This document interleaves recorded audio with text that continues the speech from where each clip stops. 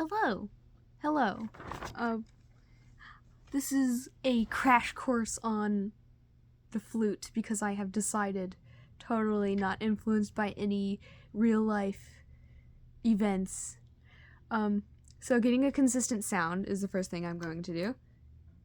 Actually, no. First I'm going to show you where to put your fingers, and then I'm going to show you how to do a consistent sound. So this is a flute. Very complicated. Actually, not as complicated because, you know, you don't have to, like, press down fully. Well, you do. You get what I'm saying. This is not where you start. You start at this one right here. It's solid completely. And then you skip this one. Because this one, as you can see it underneath, is controlled by a different key. Specifically, this key. This key, and it's for trilling. And then you do this one, and this one, mostly for A flat or high E flat. And for this one also for trilling. So like if you're doing like a B flat trill, you will have first finger, and instead of putting it here and down here, you would put it only on this one and not using this one and doing that. And then you can, so yeah, there's that. And then got all that, and then you skip 2, as these are controlled by other keys. Not sure which one this is controlled by. Oh, actually no, it's controlled by this one. So you skip those 2, and then you do these 3, which you can tell this one controls the other one. Sometimes this one, they all control each other. But you do these 3. These are trills. These are trill keys. They control these little ones right here. I've never used them, but I hear they're useful. You do these 3, and then neither of these 2, you do this one. So that is where you put your fingers. And to get a consistent sound, you have to have a little bit more of strong air than just like normal like breathing or blowing into an instrument. You waste, I think it's like 90% of your air when you play the flute. So I'm just going to take out the head real quick. And just show you like where I put everything. This part, the like, okay, you can see it comes down farther. It's bigger. That's the one you put your lips on, but it's not just like this. You have to like adjust it. After some time, you get to like figure it out. It just clicks. But you like line up the hole with your mouth, like the middle. Then you roll. And you like hold it up, and then you put it back. And you blow downish. It's right here. And the amount of air you need, I'm going to use paper to show that, because that's what my first instructor, teacher lady had me do, and like showed me, like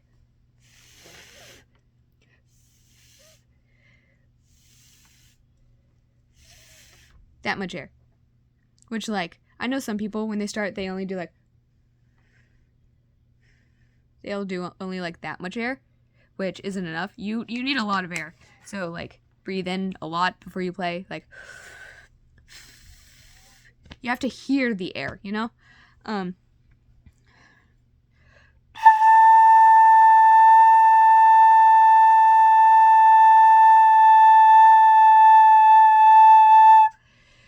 So like just like with just the head, just try and see like how long you can hold the note on one breath. I'm also like scrunching myself because of my bed, but like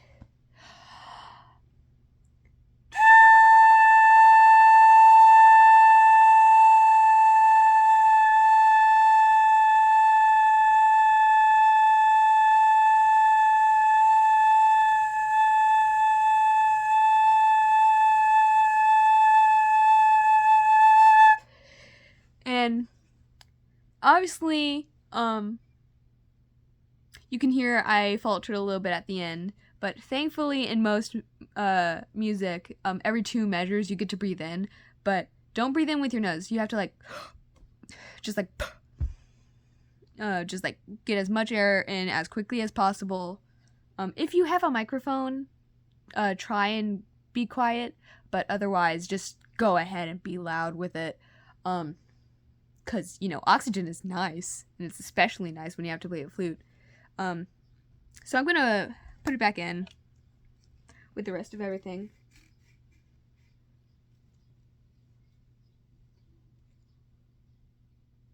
If the keys lining up doesn't work out for you, usually some of them have like labels on both the head and the body. Right here is the body label. I know you can't see it that well. And then right here is the head label. So like a little scratched area. So like line those up a little bit, but like have it more like towards you a little bit. So like the last 2 lines on the body label, don't line it up with those. Like have the label lining up with the first 2 lines.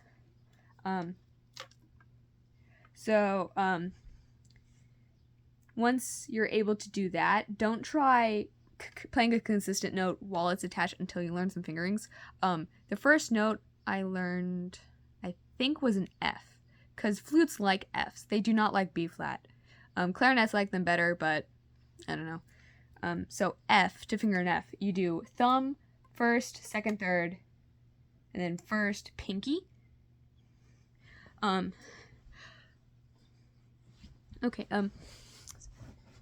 Okay, how do I do this? Ow. Okay, I'm gonna lean forward a little bit.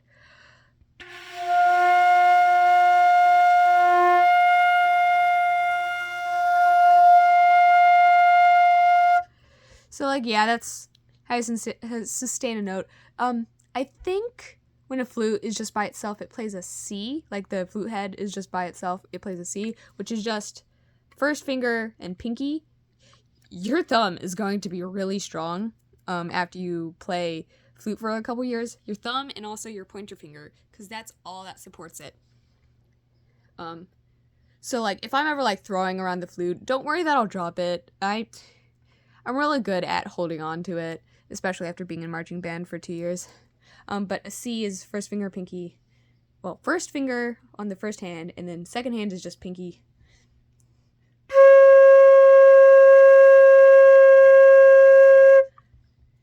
So, like, yeah, that's that. Now for the scale, it's B flat, C, D, E flat, F, G, A, B flat again, but a higher B flat, and it just does that over and over. That is a B flat concert scale, because the concert instruments, you start with the first note in the scale, and then, like, that is the name of the scale because it's the concert instrument. It's what all instruments are based off of, but like things like saxophones, they are not in the same key, so it, I think, starts with like an A flat. I don't remember. I'm out of breath. But like B flat is first finger, first hand, the lower key, and then the first finger on the second hand, and the pinky, that's a B flat.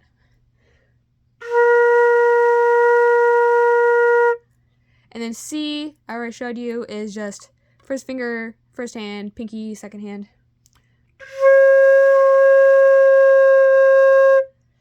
And then D, the higher registers have different fingerings, but for now, like a just standard on the staff D, is thumb, second, third, and then first, second, third, not pinky. Okay, so thumb, second, third. Okay. Thumb, second, third. 1, 2, 3. That's it.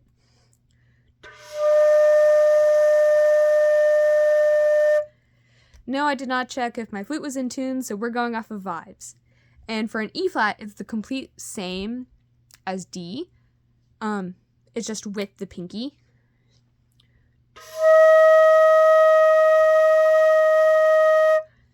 And then F, I think I showed you earlier, is first, second, third, thumb, first, pinky.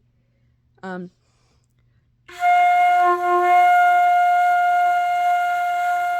then G is like an F, but without the second pointer, so it's thumb, first, second, third, and then pinky.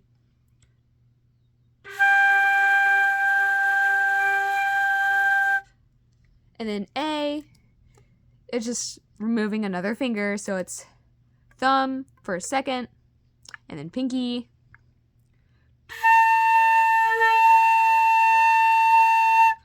And then high B flat is the exact same as lower B flat, but with more air, like thinner air, like versus, like I don't know if you could see the difference or hear the difference, but on the paper, instead of being like, it would be. You get what I'm saying? I don't know if I covered it. I probably did. Okay. On the paper, it would be like normal B flat would be, and then high B flat would be. It's faster air. So once again, it's first thumb, first pinky, and also you make a smaller embouchure, which is the shape of your lips. So instead of, it's don't put on chapstick before you play the flute. Also, if you must, only put it on your top lip, because once you get it on your bottom lip, you will put it on your flute and it might cause mold, and also it makes your flute really slippery and you can't keep it on your mouth. You'd be surprised like how useful chapped lips are for the flute. Does it hurt? Yes. But is that okay? Also yes. So like when I'm like getting ready to do things, I'll just do the B flat scale in like either like half notes or quarter notes. Half notes is half of a measure and a quarter note is a quarter of a measure in 4/4 time. So it'd be like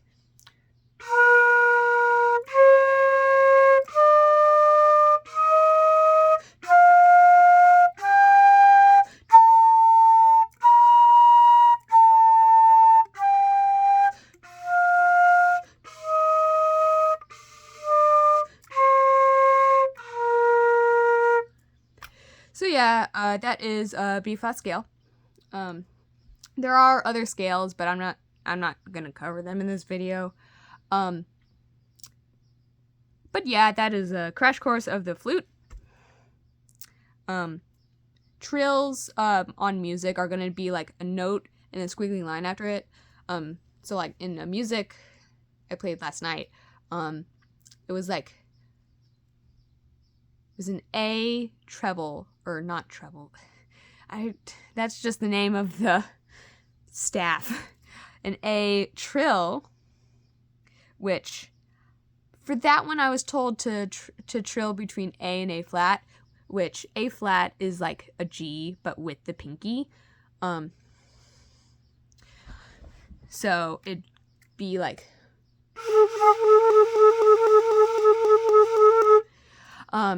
but faster. I haven't like stretched my fingers yet, so it's not going to be as fast as it was during my concert. But yeah, and once you learn flute, you can basically learn anything, I've been told.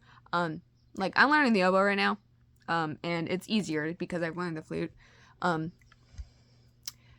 I will say, even though I've been playing music since like 4th grade, I still write the note names above them. I no longer write the fingerings underneath each single one, so that's good. It took me like a year and a half, but unfortunately the year I started learning was COVID year.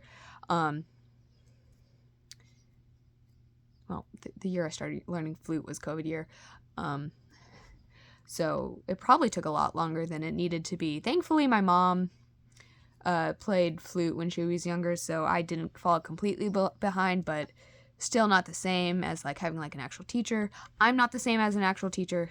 I only like tutored kids in band. And you know, I just gave them like little tips. They would spend like 10 minutes with me. I would let them borrow my flute. Well, not this one. This one hadn't really existed yet until like last year-ish. I don't know. I got it from a marching band. But you know. Yeah, that is the crash course of the flute. Hopefully the comments stay on. I am 16, leave comments on. So if they stay on, comment questions. Unless you are the person that influenced this video, then you can text me.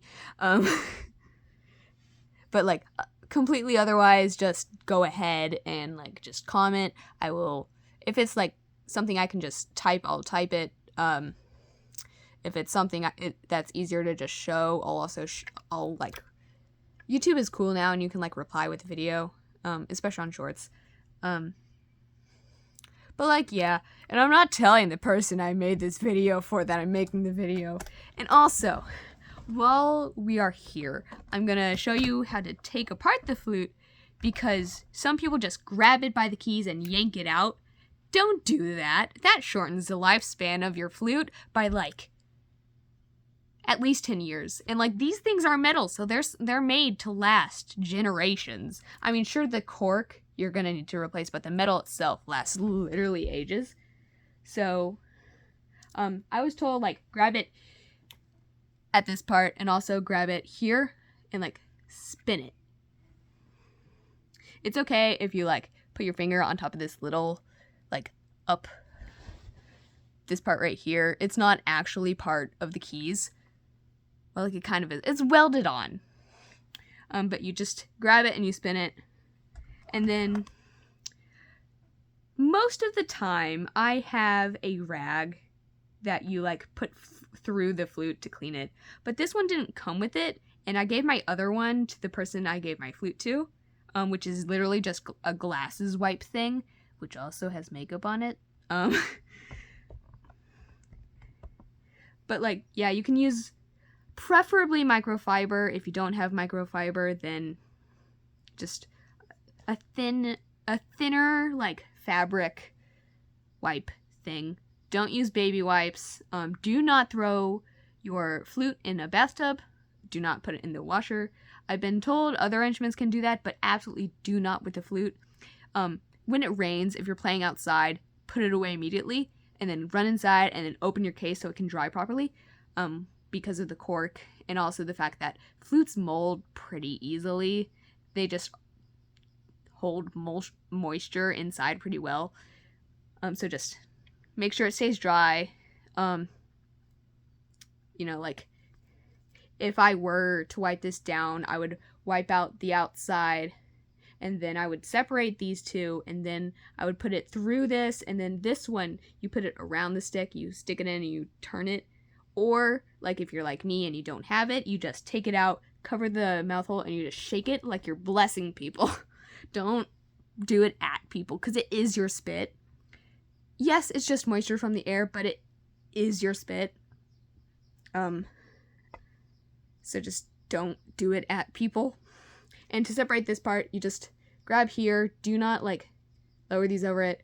Grab here, spin, and then do that. If it gets stuck, you can put a very, very, very minimal amount of like cork grease on it. I would recommend, like, if you like have like one of those like chapsticks of grease, you like just barely tap it and then you can like wipe it around. I do that with this one like once a year maybe.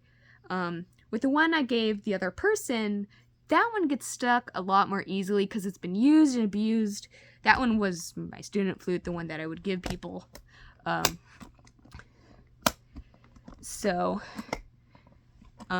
That one probably like once every few months. Once you feel it starting to get a little bit harder to take apart, just add that little like just barely touching it around it. If you don't have grease, what do you use? Don't use water, like I said. What what was it my teacher said?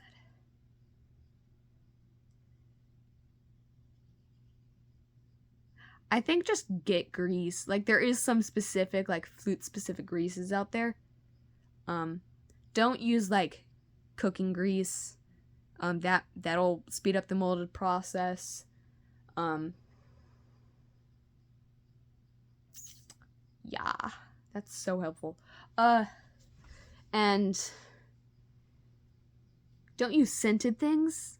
I heard someone, like, use, like, scented lotion. I just don't use anything that you would use on yourself or to ingest. I think, like, maybe WD-40 that you, like, sprayed onto a thing and then wiped it onto your finger.